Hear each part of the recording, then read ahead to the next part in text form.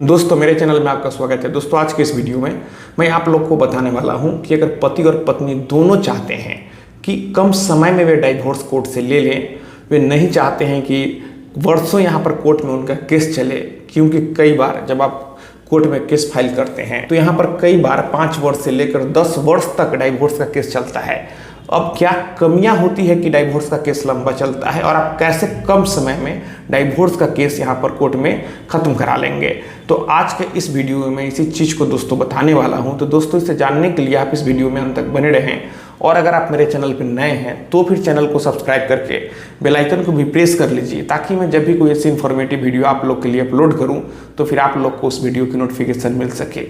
यहाँ पर दोस्तों जो इंडिया में डाइवोर्स लेने का प्रोसेस है वहाँ जनरली 3 तरीक़ों से डाइवोर्स हो सकता है।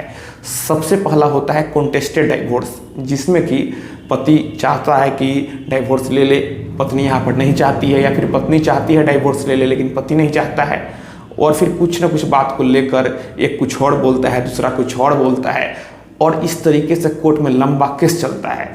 दूसरा यहाँ पर एक्स पार्टी डाइवोर्स भी हो सकता है, यानी कि एक पार्टी डाइवोर्स के लिए कोर्ट में जाता है, कोर्ट फिर दूसरे पार्टी को नोटिस जारी करती है, लेकिन दूसरे को कोई फर्क नहीं पड़ता है। फिर यहाँ पर कोर्ट एक पार्टी की बात सुनकर और दूसरे पार्टी की बात बिना सुने एक्स पार्टी डाइवोर्स का ऑर्डर डिक्री दे देता है।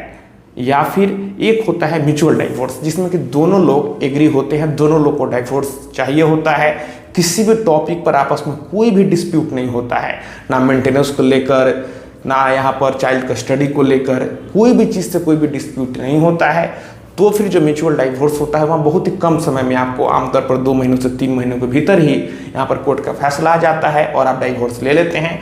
और फिर डाइवोर्स लेने के बाद दोनों लोग स्वतंत्र होते हैं कि यहाँ पर वहाँ दूसरी शादी फिर कर सकते हैं। लेकिन जो कॉन्टेस्टेड डाइवोर्स होता है उसमें कई वर्ष आपका बर्बाद होता है। यहाँ पर आप अपना क्षति खुद करते हैं, लेकिन अगर दोनों लोग आपस में बैठकर समझौता कर लेंगे और खुशी खुशी डाइवोर्स ले लेंगे तो यह अच्छा आपके लिए होगा। लेकिन कई बार एक पक्ष सही होता है, एक पक्ष गलत होता है, एक यहाँ पर क्रूएल्टी करता है या फिर उसका रिलेशन किसी और से होता है तो दूसरा अपोज करेगा, और जब दूसरा कोर्ट में जाता है तो जो यहाँ पर दोषी था वह अपने आप को बेकसूर कोर्ट में बताता है। फिर इस तरीके से दोनों का वाद विवाद चलता है और कोर्ट में लंबा केस चलता है।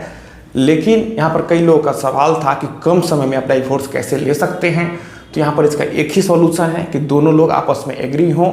अब कई लोग पूछते हैं कि क्या नोटरी पर डाइवोर्स आप ले सकते हैं, एक डीड पर लिख लेंगे और नोटरी एडवोकेट से उसे नोटराइज करवा लेंगे, तो यहाँ पूरी तरीके से फेक होगा, इसका कोई भी वैल्यू नहीं है।